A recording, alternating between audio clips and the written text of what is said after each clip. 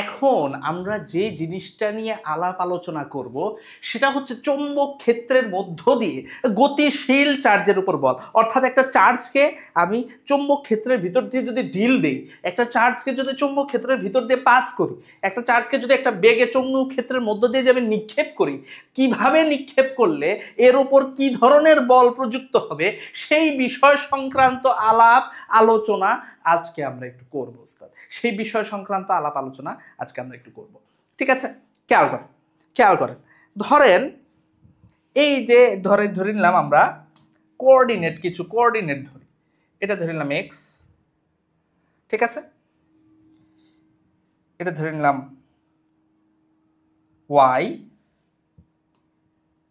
উপরের দিকে ওয়াই, এটা ধরে নিলাম এক্স, আর এই দিক বরাবর আমি জেড কোঅর্ডিনেট ধরলাম।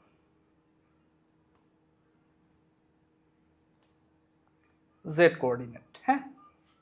এখন এইখানে আমি ধরে নিলাম কিউ পরিমাণ চার্জ আছে, এই কিউ চার্জকে, এবং এই দিক বরাবর আমরা এক্স ওয়াই জেড, এই দিক বরাবর ধরে নিলাম আমার কাজ করতেছে, এই দিক বরাবর আমার কাজ করতেছে ধরে নিলাম বি, অর্থাৎ চৌম্বক ক্ষেত্রটা কাজ করতেছে এই দিক বরাবর। এখন খেয়াল করেন আমি এই এক্স এর সাথে একটা নির্দিষ্ট কোণে আমি ধরে নিলাম ভি বেগে এই কিউটা এই দিক বরাবর আমি পাঠাইলাম ভি বেগে, এটা ধরে নিলাম এক্স এর সাথে থেটা অ্যাঙ্গেল তৈরি করে। এক্স এর সাথে যদি এটা থেটা অ্যাঙ্গেল তৈরি করে, ভালো করে খেয়াল করবেন, এক্স এর সাথে যদি এটা থেটা অ্যাঙ্গেল তৈরি করে, এই এক্স আর জেড কিন্তু পরস্পর লম্ব, তাইলে এইটা ভালো করে খেয়াল করেন, এইটা এই দিক বরাবর ভি কস থেটা, এই দিক বরাবর ভি সাইন থেটা। এইটুকু আমরা বুঝতে পারছি কিনা? এখন এই জায়গায় কিছু জিনিস লক্ষ্য করা যায়, কিছু জিনিস আমরা লক্ষ্য করব। কিছু জিনিস কিভাবে লক্ষ্য করব ভালো করে একটু বুঝেন, ভালো করে একটু বোঝার চেষ্টা করবেন, ভালো করে একটু বোঝার চেষ্টা করবেন। দেখেন আমরা এই যে কারেন্ট পাস করি সেক্ষেত্রে কি চার্জই তো ফ্লো হয়, কারেন্ট যখন ফ্লো করে তখন তো চার্জই ফ্লো করে, তাই না? এবং আমরা দেখছি, আমরা আগের ক্লাসে আমরা শুনছি যখন আই বেশি তখন চৌম্বক ক্ষেত্রের মানও বেশি থাকে। এই যে কিউ এইটা যখন এই চৌম্বক ক্ষেত্রের ভিতর দিয়ে পাস হবে ভি বেগে, তখন কিভাবে এটা পাস হইলে এর উপর কি পরিমাণ বল প্রযুক্ত হবে সেটা কয়েকটা জিনিসের উপর নির্ভর করে। ভালো করে বুঝেন, এই কিউটা ভি বেগে পাস করতেছে বি এর মধ্য দিয়ে, যে কোনো একটা অ্যাঙ্গেলে হইতে পারে, যে কোনো একটা অ্যাঙ্গেলে পাস করতেছে, তাইলে এইটা কয়েকটা জিনিসের উপর ডিপেন্ড করে যে এটার উপর কি পরিমাণ ফোর্স সে ফিল করবে, কি পরিমাণ ফোর্স সে এই চৌম্বক ক্ষেত্রের দ্বারা ফিল করবে। এই কিউ চার্জটা এটা কিসের উপর ডিপেন্ড করে ভালো করে খেয়াল করে। এই F is proportional to q, q যত বাড়বে অর্থাৎ এই চার্জের ভ্যালু যত বেশি হবে এই ফোর্স সে তত বেশি ফিল করবে, এই চার্জ যত বেশি হবে ফোর্স সে তত বেশি, বল তত বেশি সে ফিল করবে। F is proportional to B, এটার এই চৌম্বক ক্ষেত্রের মান যত বেশি হবে তত বেশি ফোর্স এই চার্জটা ফিল করবে, চৌম্বক ক্ষেত্রের মান যত বেশি হবে তত বেশি ফোর্স এই চার্জটা ফিল করবে। আর এই ভি, এই বেগটা কিভাবে গেলে বেশি বল ফিল করে সেটা একটা ছোট্ট জিনিস দ্বারা আমরা বুঝতে পারি। একটু খেয়াল করেন, ধরে নিলাম এই দিক বরাবর বি কাজ করতেছে,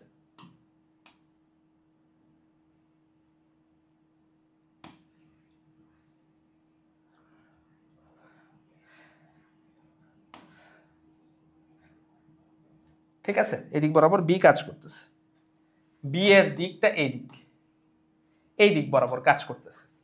এখন একটা charge q charge, positive q charge, এটা যদি বি এর দিকে যায়, অর্থাৎ থিটা ইজ ইকুয়াল টু যদি 0 ডিগ্রি হয়, তাহলে দেখা যায় এই চার্জের উপর কোনো ফোর্স কাজ করে না। কি বললাম? থিটা যখন 0 ডিগ্রি হয়, দেখা যায় কেস 1, এটা কেস 1, এই চার্জের উপর দেখা যায় যে কোনো ফোর্স কাজ করে না। আবার কেস 2, এই কিউটা যদি বি এর দিকের অপোজিট দিকে হয়, অর্থাৎ এই ক্ষেত্রে থিটা ইজ ইকুয়াল টু কত 180 ডিগ্রি, তখনও দেখা যায় এই কিউ এর উপর কোনো ফোর্স কাজ করতেছে না। কিন্তু কেস 3, যখন দেখা যায় কিউটা এই বি এর সাথে লম্ব বরাবর 90 ডিগ্রি অ্যাঙ্গেলে কাজ করতেছে, তখন এই জায়গায় দেখা যায় যে ম্যাক্সিমাম ফোর্স কাজ করে। ম্যাক্সিমাম ফোর্স এই কিউ এর উপর অ্যাপ্লাই হয়, কিউটা ম্যাক্সিমাম ফোর্স ফিল করে। তাইলে এটা আসলে ভি এর কোন উপাংশ কাজ করতেছে? সাইন উপাংশ। ভি এর সাইন উপাংশটা কাজ করতেছে। ভি এর কোন উপাংশটা কাজ করতেছে? সাইন উপাংশটা কাজ করতেছে। তাইলে এফ আরেকটা জিনিসের উপর নির্ভর করবে, সেটা কি? V sine theta. V sign theta. এখন এই তিনটাকে যদি আমি কম্বাইন করি, এই তিনটাকে যদি আমি কম্বাইন করি, F is proportional to Q V B sine theta আসে। আমি যদি সমানুপাতিক চিহ্ন উঠাই, তখন দেখা যাবে এখানে একটা কনস্ট্যান্ট আসবে k Q V B sine theta. এইটুকু আমরা বুঝতে পারছি। পরের স্লাইডে দেখেন, তাহলে আমরা কি পাইলাম? F is equal to K Q V B sine theta. এখন যদি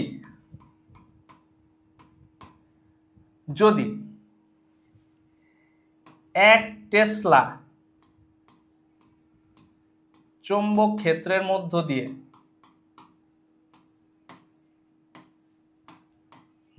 দিয়ে লম্বভাবে 1 coulomb charge, positive 1 coulomb charge যদি 1 মিটার পার সেকেন্ড বেগে গতিশীল হয়,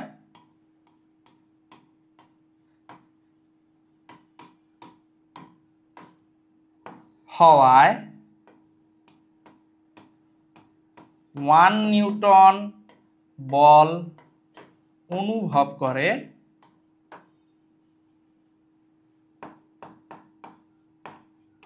তবে যদি 1 নিউটন বল অনুভব করে, তবে কি? খেয়াল করেন, এফ এর জায়গায় আমি কি বসাইলাম? 1 নিউটন, কে কিউ কি 1, ভি কি 1, বি কি 1, সাইন 90 মানে কি 1, অতএব কে ইজ ইকুয়াল টু কত হবে? 1, তাই না? তাহলে কে এর ভ্যালু যদি 1 বসাই, তাহলে F is equal to Q V B sine theta আমি বসাইতে পারি, ঠিক কিনা? তাহলে এই যে F is equal to Q V B sine theta, এটাই হচ্ছে আমার চৌম্বক ক্ষেত্রের মধ্য দিয়ে গতিশীল চার্জের উপর বলের সমীকরণ। এটার যদি ভেক্টর ফরম্যাট আমি লিখতে চাই, F is equal to Q into V আর বি, এটা ক্রস গুণফল, ভি ক্রস বি। এটাও আরেকটা গুরুত্বপূর্ণ সমীকরণ। এই দুইটা সমীকরণ আসলে কি প্রকাশ করবে?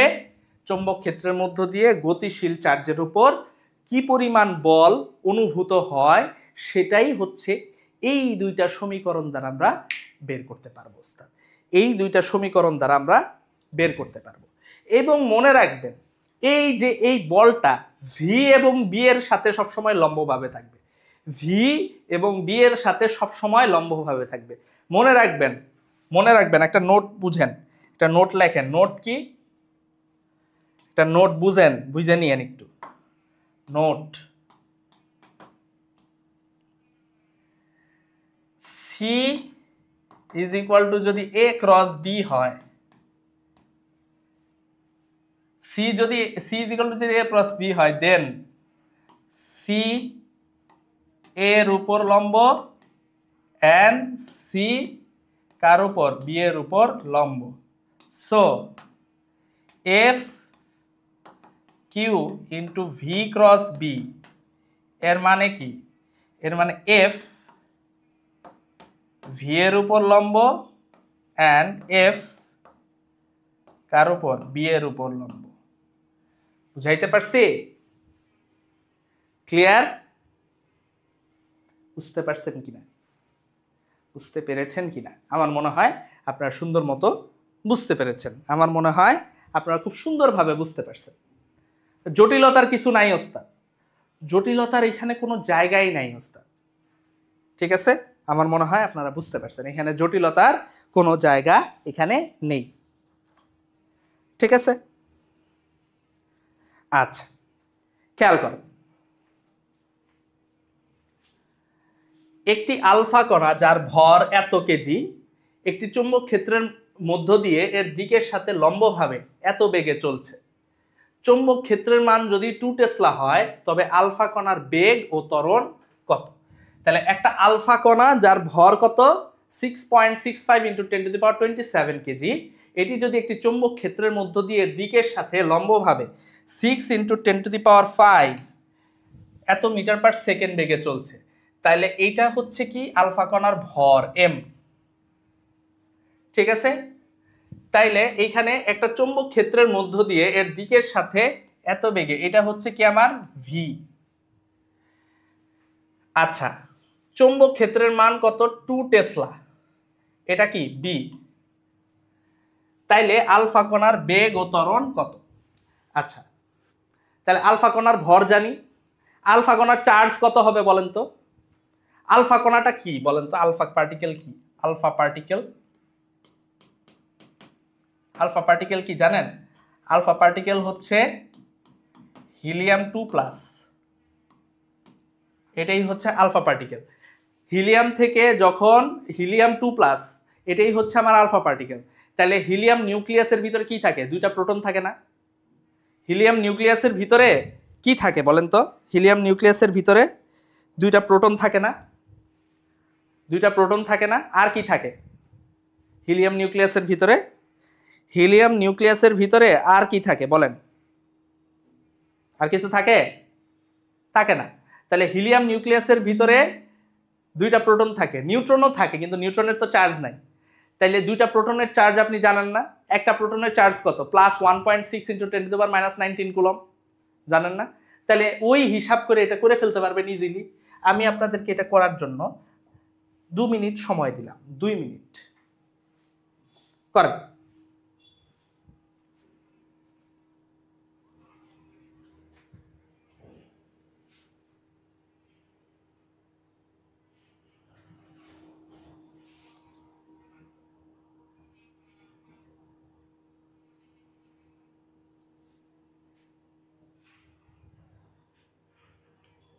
এখানে একটা ভুল আছে, ভুলটা কি একটু দেখাই দিই।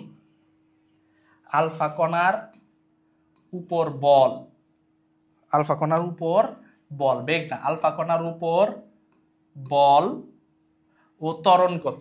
বেগ তো দেওয়াই আছে, তাই না? বেগ তো দেওয়াই আছে। আলফা কণার উপর বল ও ত্বরণ কত? করে ফেলেন ওস্তাদ, খুবই সহজ, জটিল কিছুই না ওস্তাদ, জটিলতার কোনো জায়গা এখানে নাই, একদম সোজা। করেন করেন ওস্তাদ, খুবই সহজ।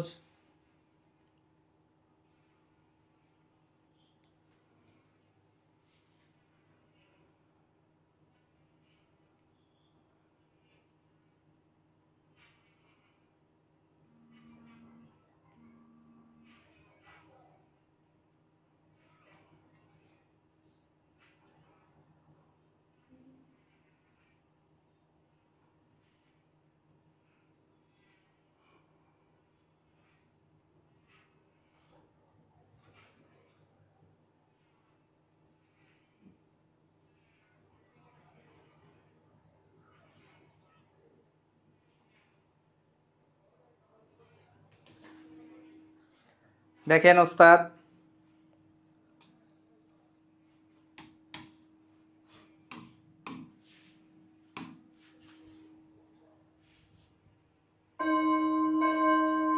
আচ্ছা এবার আমরা এটা সলভ করে ফেলি। আমরা কি জানি এখানে কি কি দেওয়া আছে, এম দেওয়া আছে, এম কত 6.65 ইন্টু 10⁻⁻27 কেজি। কিউ দেওয়া আছে, কিউ হলো আলফা কণা, আলফা কণা মানে 2, 1.6 ইন্টু 10⁻⁻19 কুলম। বি দেওয়া আছে 2 টেসলা, ভি দেওয়া আছে 6 ইন্টু 10⁵ এত মিটার পার সেকেন্ড। তাহলে আমরা এটা সুন্দর করে সলভ করে ফেলতে পারবো। তাহলে আমরা কি জানি, F is equal to Q V B sine theta. Q কত 2 ইন্টু 1.6 ইন্টু 10⁻⁻19 ইন্টু এম কত 6.65 ইন্টু 10⁻⁻27 ইন্টু বি কত 2 সাইন 90 ডিগ্রি মানে 1, তাই না? এইখানে ভ্যালু কত আসে ক্যালকুলেশন করেন, ভ্যালু আসবে 3.84 ইন্টু 10⁻⁻14 নিউটন, 3.84 ইন্টু 10⁻⁻14 নিউটন। এটা হলো এফ। সো আমরা f is equal to m a, তাহলে a is equal to f by m 3.84 into 10⁻⁻14, m কত, এম হচ্ছে m m m 6.65 into 10⁻⁻27, 6.65 into 10⁻⁻27। তাহলে এইখান থেকে ত্বরণ বের হবে 0.577 into 10⁻13 metre per second square, metre per second square. খুবই সহজ, খুবই সহজ।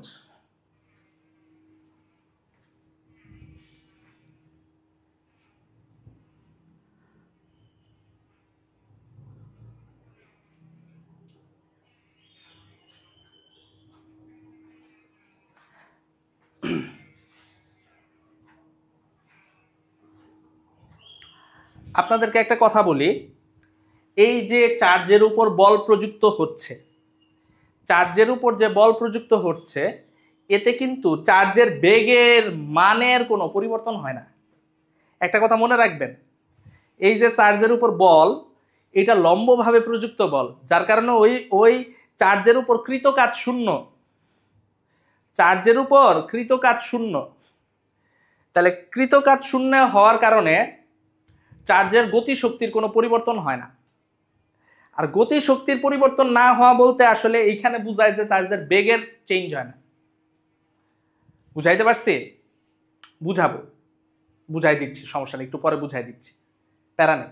লম্বভাবে প্রযুক্ত বলতো এটা কি করে, চার্জের বেগের দিক পরিবর্তন করে।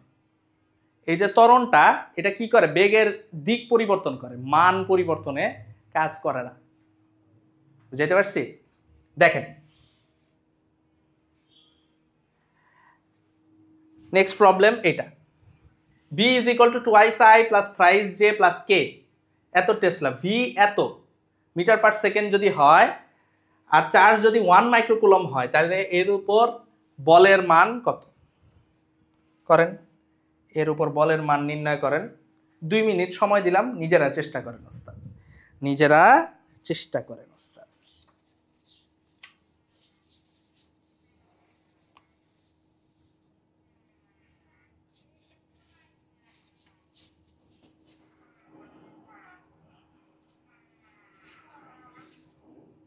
নিজেরা চেষ্টা করেন, খুবই সহজ, জটিলতার কিছু নাই, অত্যন্ত সহজ।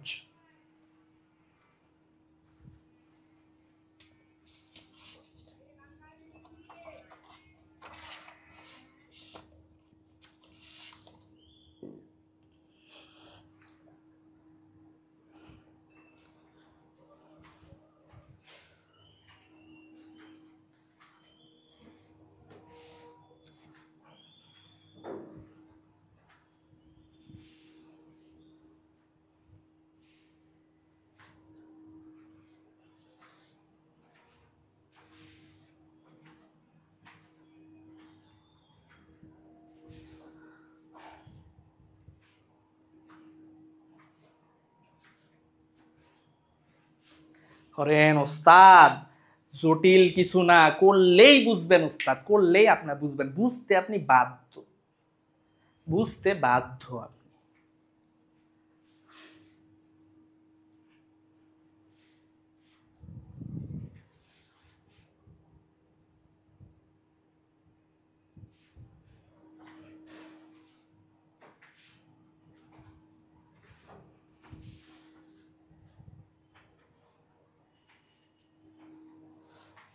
আমি যে একটু আগে বললাম যে এই ফোর্সটা ভি এর সাথেও লম্ব, বি এর সাথেও লম্ব, ভি ক্রস বি না, এই কালোটা যদি হয় বি,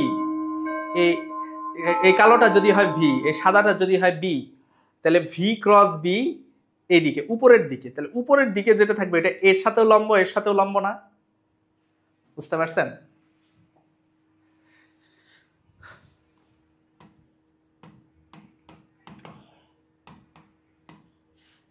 দেখেন বি আমার দেওয়া আছে, B is equal to twice I plus thrice J plus K, V দেওয়া আছে থ্রাইস আই মাইনাস 4j, তাহলে ভি ক্রস বি কি হবে?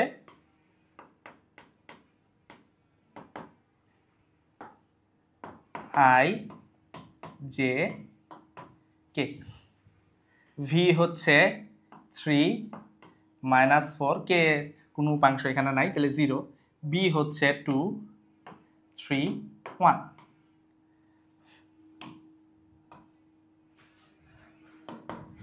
তাহলে আই এর কলাম রো বাদ যাবে, -4 -3 মাইনাস জে কলাম রো বাদ যাবে 3 -0 প্লাস কে কলাম রো বাদ যাবে 9 প্লাস 8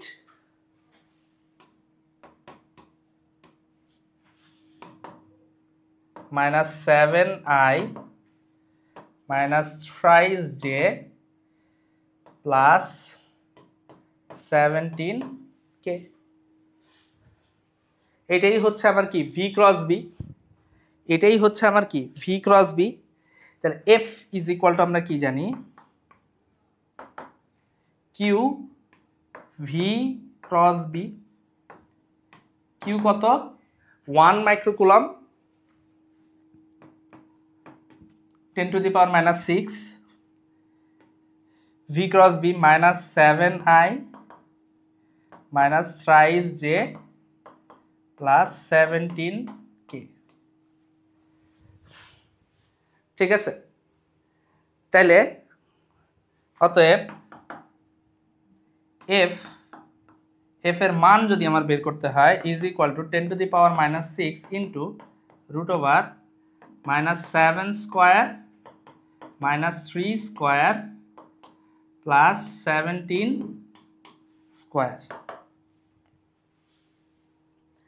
এটার ভ্যালু আসবে 1.7 ইন্টু 10⁻⁻5 এত, এটাই অ্যান্সার।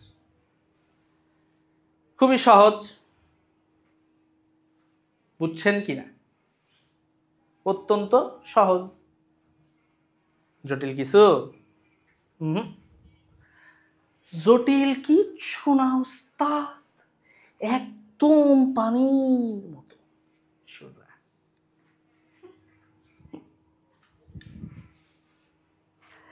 এবার খেয়াল করেন পরের প্রবলেম আমরা দেখব।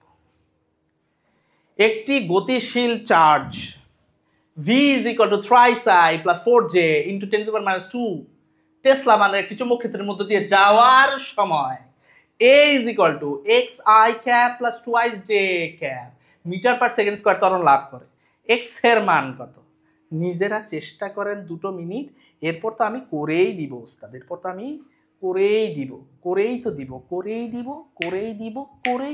করেই দিব।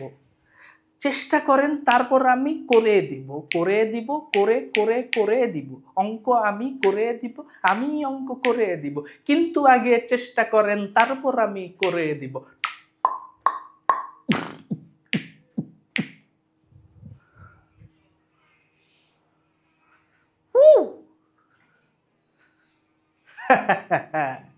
করেন ওস্তাদ।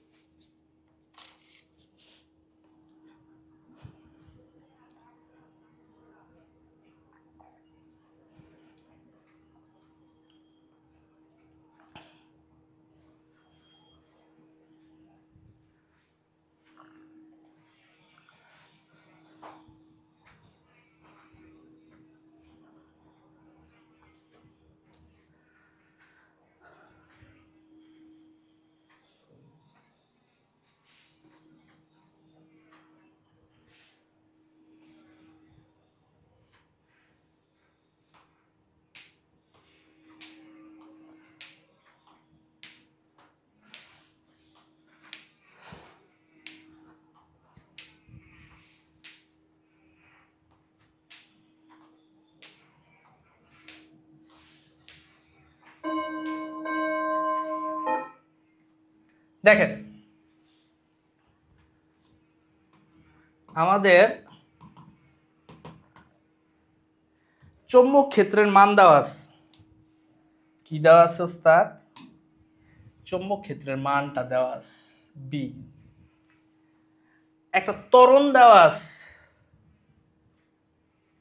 এখন আমি আপনাদেরকে একটা কথা বলি, একটু আগে আমি একটা কথা বলছিলাম ওস্তাদ, খাতার চিপায় আরেকবার লিখে রাখতে পারেন। কথাটা কি বলছিলাম ওস্তাদ? নোট, যদি if C is equal to A cross B,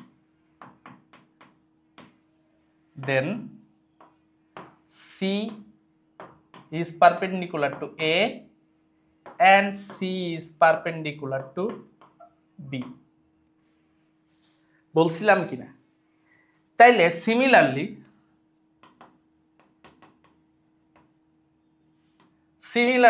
আমি কি বলতে পারি যে এইখানে F is equal to Q V cross B না, তাহলে F is perpendicular to V and F is perpendicular to B. F যদি B এর উপর লম্ব হয় তাহলে F is equal to MA, so A is perpendicular to B. A অবশ্যই B এর উপর লম্ব হবে, তাহলে এইখানে B is equal to আমরা কি পাইছি? thrice I plus 4j into 10 to the power minus 2 এত Tesla. A is equal to আমরা কি পাইছি? xi cap plus 2i j এত metre per second. As F is perpendicular to B, so A is perpendicular to B. A যদি B এর উপর লম্ব হয় তাহলে A ডট B কি হবে ওস্তাদ বলেন তো? A dot B is equal to কি হবে? 0 হবে।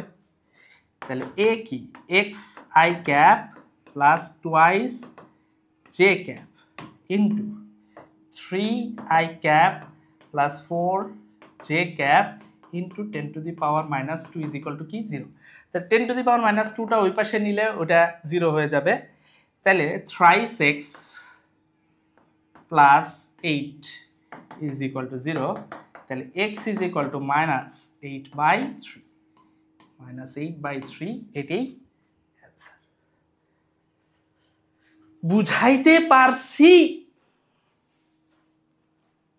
অবশ্যই বুঝাইতে পারছি। আমার মনে হয় আপনারা পই পই করে বুঝতে পারছেন। আর একটা কথা আমি আপনাদেরকে একটু আগে বলছিলাম যে আমি আপনাদেরকে একটা কথা বলবো, একটা কথা আমি আপনাদেরকে বলবো। দেখেন, তো আমরা যে কথাটা বলতেছিলাম যে F is equal to Q V cross B, আজকে তো আমরা এটাই শিখলাম ভালো করে না? তাহলে এফ, একটু আগে কি বললাম? F is proportional to V and F is proportional to B. তাহলে ভি যদি এই দিক বরাবর ধরেন কিউ চার্জ, এই দিক বরাবর যদি ভি হয়, তাহলে এর সাথে লম্ব বরাবর কি হবে? এফ হবে। তাহলে ভি যদি এই দিক বরাবর হয়, তাহলে এই দিক বরাবরই তো আমার কি সরণ হবে, তাই না? এই দিক বরাবর ধরে নিলাম ডিএস, এই দিক বরাবর এফ। তাহলে আমরা এই জায়গা থেকে কি জানি বলেন তো? D W is equal to F DS cos theta. তাহলে এফ ডিএস কস 90 ডিগ্রি হবে এখানে। তাহলে D W is equal to কি? 0। অতএব ডাব্লিউ ইজ ইকুয়াল টু কি হবে? 0 হবে। আচ্ছা, ডাব্লিউ যদি 0 হয়, তাইলে কাজ শক্তি উপপাদ্যে আমরা কি জানি? কাজ শক্তি উপপাদ্য অনুসারে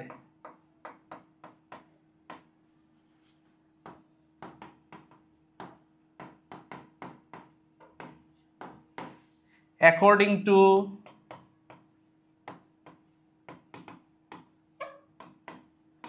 work energy theorem, কাজ শক্তি উপপাদ্য অনুসারে, কাজ শক্তি উপপাদ্য অনুসারে আমি কি বলতে পারি দেখেন তো? W ইজ ইকুয়াল টু যেহেতু 0, W ইজ ইকুয়াল টু আমরা কি জানি? ডেল কে ই, গতিশক্তির পরিবর্তন, গতিশক্তির পরিবর্তন। তাহলে W যদি 0 হয়, অতএব del k e is equal to 0। Del k e মানে কি? ফাইনাল, শেষ গতিশক্তি মাইনাস আদি গতিশক্তি 0, ঠিক কিনা? অতএব k e f is equal to k e i, তার মানে গতিশক্তি সমান থাকবে। বল প্রযুক্ত হওয়ার পরেও গতিশক্তি কি থাকবে? সমান থাকবে। তার মানে এই বলটা যেই ত্বরণ তৈরি করবে, সেই ত্বরণ বেগের দিক পরিবর্তন করবে, মান পরিবর্তন করবে না ওস্তাদ, বেগের দিক পরিবর্তন করবে। তার মানে দ্রুতি একই থাকবে, দ্রুতি একই থাকবে, স্পিড remain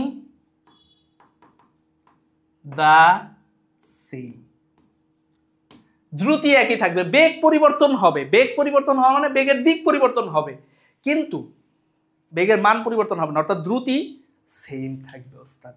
এই চৌম্বক ক্ষেত্র দ্বারা প্রযুক্ত বল আসার সত্ত্বেও এখানে যে ত্বরণটা তৈরি হবে, সেটা বেগের শুধু মান পরিবর্তন করতে পারবে না, দিক পরিবর্তন করবে ওস্তাদ।